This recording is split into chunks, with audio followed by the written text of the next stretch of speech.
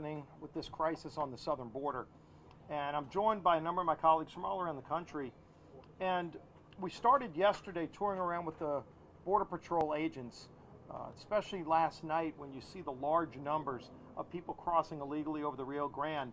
And it was alarming just how quickly we saw large numbers of people coming across. There were over 100 people already being held in a processing center.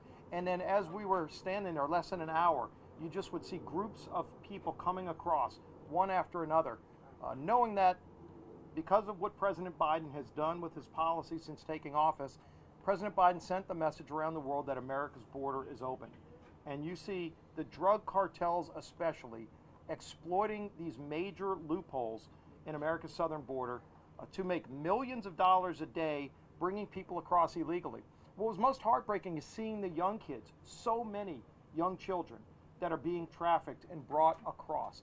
Many of them sexually assaulted along the way.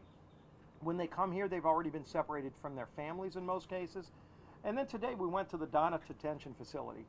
And this really underscores how egregious President Biden's policy is on these children. We went into a facility in the middle of a pandemic that is designed to hold no more than 250 people. Today there's more than 4,000 people. And then we looked in some of President Biden's holding cells that he set up for these young kids. Most of these cells were designed for 33 people.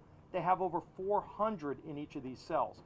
One of the first people we encountered was a young girl, maybe no more than 10 years old, who was crying. And we asked her, "Why are you crying?" And she said, "Because I don't want to be here. I'm a father." How could President Biden and Kamala Harris allow this to go on and not even come here and see it for themselves? It's a disgrace that they won't come and talk to girls like the girl we talked to this morning, crying because she doesn't want to be here, but because he wants to appease his far-left base and tell the world that America's border is open and undermine our national security. These kids are pawns in his dangerous game. It's got to stop. It was created when President Biden got rid of things like the Remain in Mexico policy. He could put that back in place tomorrow and stop this surge of illegals coming over. Stop this boondoggle he's given to the drug cartels to not only make millions of dollars off the human trafficking, but they know what the loopholes do to our Border Patrol agents. 40% of America's Border Patrol agents at these high trafficked areas are not stopping the drugs from coming in, which is their mission and what they want to do.